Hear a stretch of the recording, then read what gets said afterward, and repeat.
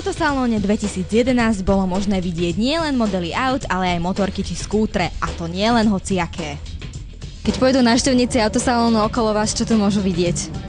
Tak môžu tu vidieť elektrické skútre importované našou firmou. Sú to určite jedinečné skútre na svetovom trhu, patria k jedným z najlepších na svete.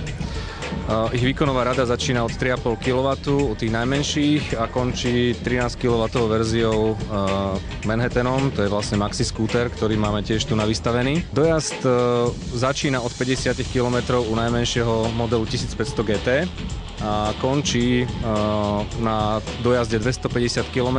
Čo sa týka nabíjania, ako to prebieha, čo všetko k tomu potrebujeme? Na nabíjanie nám postačuje nabíjačka, ktorá je dodávaná spoločne so skútrami. Tá nabíjačka je plne programovateľná. Môžeme ju nosiť pokojne so sebou, zmestí sa nám do kufríka. Áno, môžeme si ju zobrať so sebou, samozrejme. Musím tú baterku úplne vybiť, až potom ju nabíjam, alebo ako to v tomto prípade funguje? Batérie sa odporúčajú nabíjať hneď ako je možné, to znamená, nie je tam pamäťový efekt a batériám prospieva pravidelné dobíjanie. Zaujímavosťou elektroskútrov, konkrétne tejto výroby, našej výroby, je motor, ktorý je umiestnený v náboji kolesa. Tým pádom nie je tam žiadna strata na prevode a motor pôsobí priamo na koleso, takže nie je tam žiadna energetická strata. Elektrické skútre sú určené naozaj pre každého. Model 1500 GT je dokonca možné prerobiť, aby bol vhodný pre doručovateľské služby. Je to ideálny dopravný prostriedok do mesta, je bezhlučný, náklady na 100 km začínajú od 20 centov na 100 km, takže je to naozaj veľmi zaujímavé z tohto pohľadu.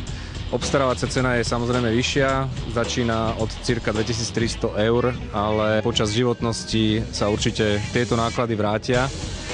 Zároveň je veľmi zaujímavé, že ten dojazd 50 až 70 km nemusí byť konečný. O 3-4 roky, keď batérie dožijú svoj život u kremikovo-gelových batérií, tak môžete ich vymeniť za úplne novú technológiu. Teraz rozvoj technológie je veľmi prudký.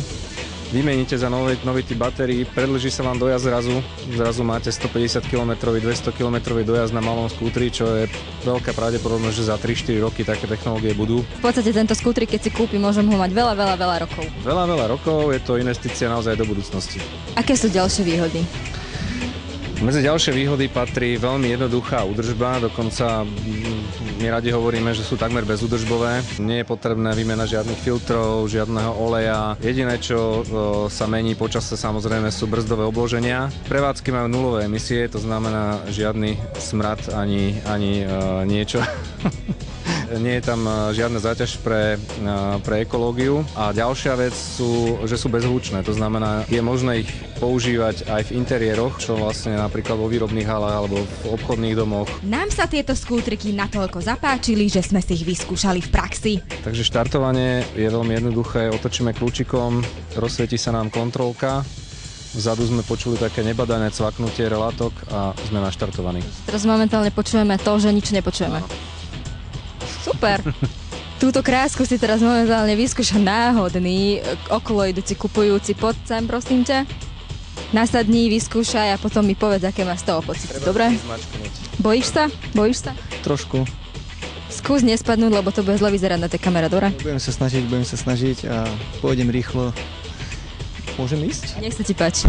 Tak já pádím, on pádí, cestou necestou, ty svěží, 5 v Dejvicích, 5 Davidsí, Brně před 6, to stěží, však jak říkám, není náhodou.